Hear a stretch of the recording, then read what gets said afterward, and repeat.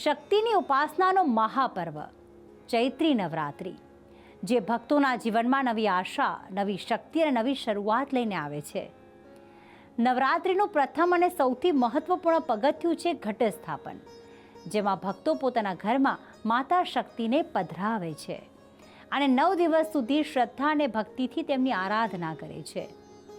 કહેવાય છે કે યોગ્ય વિધિ અને શુદ્ધ મનથી કરવામાં આવેલ ઘટ સ્થાપન જીવનમાં સુખ, શાંતિ અને સમૃદ્ધિના દ્વાર ખોલે છે. તો આવો ચૈત્રી નવરાત્રિના આ પાવન પ્રસંગે ઘટ સ્થાપનની સંપૂર્ણ વિધિ અને તેનો મહિમા. જયંતી મંગલા કાલી ભદ્રકાલી કપાલિની દુર્ગા ક્ષમા શિવા દાત્રી સ્વાહા સ્વધા નમોસ્તુતે. જય ભગવાન મિત્રો, હું છું પ્રફુલભાઈ પંડ્યા. ભક્તિ સંદેશ કાર્યક્રમની અંદર આપનું સ્વાગત છે. દર્શક મિત્રો, ખાસ કરીને આવતીકાલથી પ્રારંભ થાય છે ચૈત્રી નવરાત્રિ.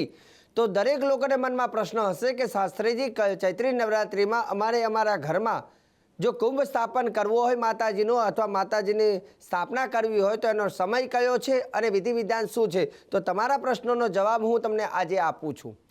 તમે જો માઈ ભક્તો હોય, તમે આ મા ભગવતીની આરાધના કરવા માંગતા હોય કે અમારા ઘરમાં કુંભ સ્થાપન કરતા હોય, તો આ બાબતોનું ચોક્કસ તમારે ધ્યાન રાખવું જોઈએ. પહેલું તો કે તમારે શું કરવું જોઈએ? પવિત્ર સ્નાન કરી અને પવિત્ર વસ્ત્ર ધારણ કરી અને જે જગ્યા ઉપર માની સ્થાપના કરવાની હોય તે જગ્યામાં ત્યાં સરસ મજાનું મીઠાના પાણીથી પોતું કરી દેવાનું. બીજા નંબરની વસ્તુ, બાજટ લેવાનો. બાજટને પણ પહેલાં એકદમ શુદ્ધ કરવો. બાજટ અશુદ્ધ ન હોવો જોઈએ. પાણીથી બાજટને શુદ્ધ કરી અને બાજટની ઉપર સ્વસ્તિક કહેતા સાથીઓ બનાવો અને એની ઉપર તમારે લાલ રંગનું કપડું પાથરવું. લાલ રંગનું જે કપડું પાથરો છો એની ઉપર તમારે થોડા ગોધુમ કહેતા ઘઉં પાથરવાના છે અને એમાં ભગવાન ગણપતિ દાદા રિદ્ધિ સિદ્ધિ સાથે, ત્યારબાદ સાથે સાથે આદ્ય શક્તિ એટલે કે માતાજીની જે મૂર્તિ હોય અથવા માતાજીનું જે યંત્ર હોય એની સ્થાપના તમારે કરવાની. બીજા નંબરની વસ્તુ, આ માતાજીની સ્થાપના કર્યા બાદ બે બાજુ 2 દીવા કરવાના. બાજટની જમણી બાજુ અને ડાબી બાજુ. એવું કહેવાય છે ઘૃત દીપો દક્ષિણે સ્યા તૈલ દીપસ્તુ વાવતઃ. એક દીવો ઘીનો કરવાનો, એક દીવો તેલનો કરવાનો. માતાજીના ડાબા હાથ તરફ, મારી વાતને સાંભળજો, માતાજીના ડાબા હાથ તરફ તમારે તેલનો દીવો કરવાનો અને માતાજીના જમણા હાથ બાજુ તમારે ઘીનો દીવો કરવાનો. આ 2 દીવા નવરાત્રિ દરમિયાન તમે ચાલુ રાખશો એ વધારે સારું. હવે કોઈને 2 ના કરવો હોય, 1 કરવો હોય તો ઘીનો દીવો તમે કરી શકો.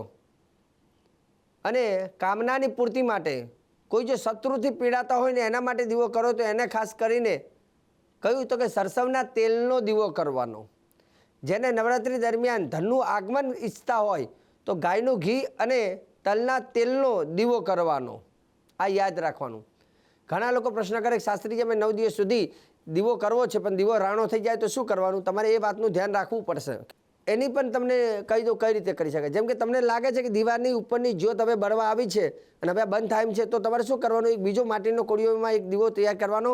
એ દીવાની જ્યોતથી આ દીવો તમારે પ્રગટાવવાનો. જ્યોતથી જ્યોત પ્રગટાવી દેવાનું. પછી ઓલો દીવાને તમારે બંધ કરી એની વાટને મોટી કરી, કમ્પ્લીટ કરી, ઘી બી પૂરી તૈયાર કરી અને આ દીવાની જ્યોત જે છે એ જ્યોતમાંથી પાછો ઓલો દીવાની જ્યોત જે છે એમાં તમારે પ્રગટાવી દેવાનું. આ વાતનું તમારે ધ્યાન રાખવું જોઈએ. દીવાની પૂજા કરવાની. જ્યારે તમારે એક કંકુ ચોખાનું પુષ્પ લઈ અને જો 2 બાજુ દીવા કર્યા તો બંને દીવા ઉપર તમારે ત્યાં કંકુ ચોખાનું પુષ્પ અર્પણ કરી અને પછી પૂજાનો પ્રારંભ કરવો. કે શક્ય હોય તો દેવીની આરાધના ઘરની અંદર થવી જોઈએ, કેમ કે એ દેવીની શક્તિથી ઘરમાં રહેતા તમામ લોકોની પ્રગતિ થાય છે. સાથે સાથે એવું કહેવાય કે આ તમે સ્થાપના કરો છો પણ નિત્ય રોજે રોજ માતાજીનું યંત્ર હોય, મૂર્તિ હોય, ભગવાન ગણપતિ હોય, એને પંચામૃતથી સ્નાન કરાવી અને રોજ એની પૂજા કરવાની. બીજા નંબરની વાત કે જે લોકોને કુંભ સ્થાપન કરવું છે તો કુંભ સ્થાપનમાં શું કરવું જોઈએ?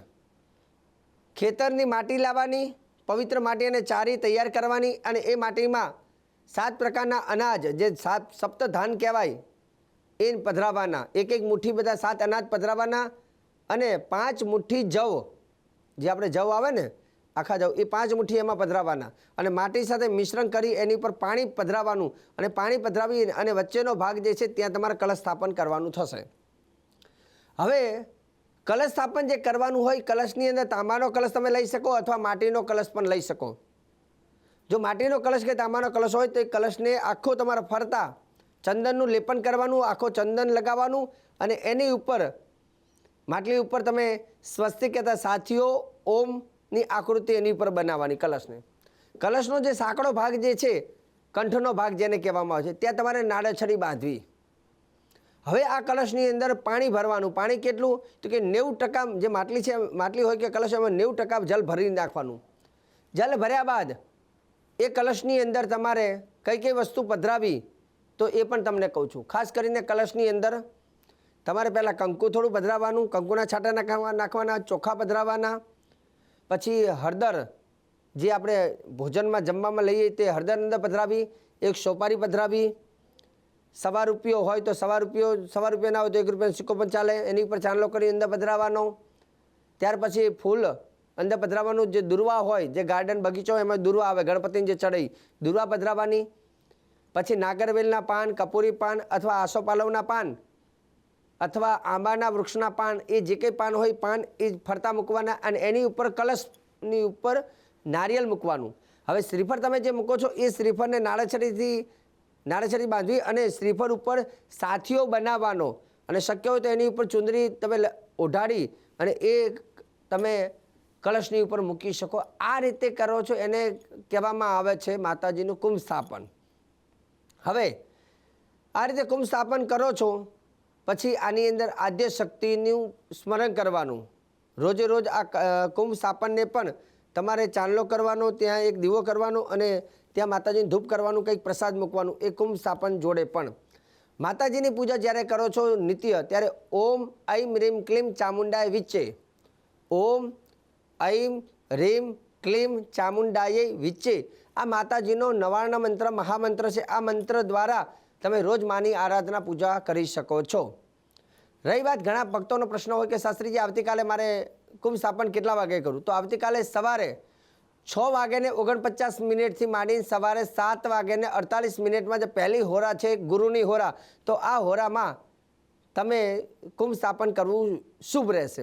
ત્યારબાદ બીજું મુહૂર્ત તમને આપું છું, સવારના 9:48 થી માંડી અને મધ્યાહનકાળ એટલે બપોરના 12:48 સુધીનો જે સમય છે, આ 3 કલાક જેમાં શુક્ર, બુધ અને ચંદ્રની હોરા છે, તો આ સમયમાં પણ તમે મા ભગવતીની સ્થાપના અથવા કલશ સ્થાપના આપ કરી શકો છો.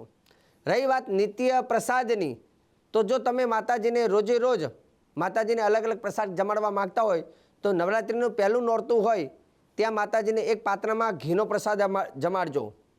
કેમ કે આપ દરેક હું તમને 9 દિવસના 9 પ્રસાદ કહું છું.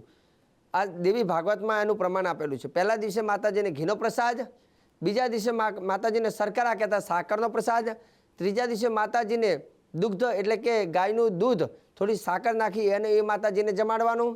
ચોથા દિવસે માતાજીને માલપુઆ, જેને મીઠા પુલ્લા કહેવામાં આવે છે, તે માતાજીને જમાડવા.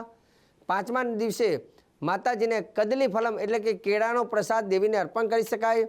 છઠ્ઠા દિવસે માતાજીને મધુવાતા, મધ માતાજીને અર્પણ કરવાનું. જે મધ હોય ને એક પાત્રમાં લઈ અને દેવીને પ્રસાદમાં જમાડવાનું. ત્યાર પછી 7મા નોરતાના દિવસે માતાજીને ગુડ કહેતા ગોળ, દેશી ગોળ માતાજીને જમાડવાનો. 8મો દિવસ જે છે માતાજીને નારિયેલ એટલે કે શ્રીફળ આપણે વધેરી અને નારિયેળનો પ્રસાદ દેવીને અર્પણ કરવો. અને 9મા દિવસે માતાજીને અક્ષત એટલે કે ચોખાનું કોઈ પ્રસાદ બનાવી, ચોખાનું કોઈ નિવેદ બનાવી અને માતાજીને એ અનાજ મતલબ કોઈ દ્રવ્ય એ માતાજીને જમાડી શકો છો. આ રીતે માતાજીને 9 દિવસ દરમિયાન તમારે 9 પ્રસાદ અર્પણ કરવાના અને 10મા દિવસે હવન વગેરે કરી અને માતાજીનું કુંભ સ્થાપન એનું વિસર્જન આપ કરી શકો છો. વિસર્જન એ 10મા દિવસે તમારે કરવાનું રહેશે. ત્યાં સુધી માતાજીની પૂજાપાઠ નિત્ય આપ કરી શકો અને ઉપાસના માટે તમે સવારનો સમય લઈ શકો, મધ્યાહનકાળ, સાયંકાળ અને રાત્રિકાળ પણ લઈ શકાય. મતલબ દેવીની આરાધના કરવામાં કોઈ વાંધો નથી. સવારે, સાંજે, બપોરે તમે અને મહામંત્ર તમે લીધો હોય તો રોજે રોજ એ મંત્રનું તમે જપ કરજો.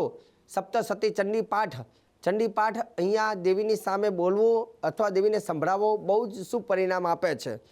આ નવરાત્રિ દરમિયાન દેવીના મહાયજ્ઞ કરવાથી પણ મહાશક્તિની પ્રાપ્તિ થતી હોય છે.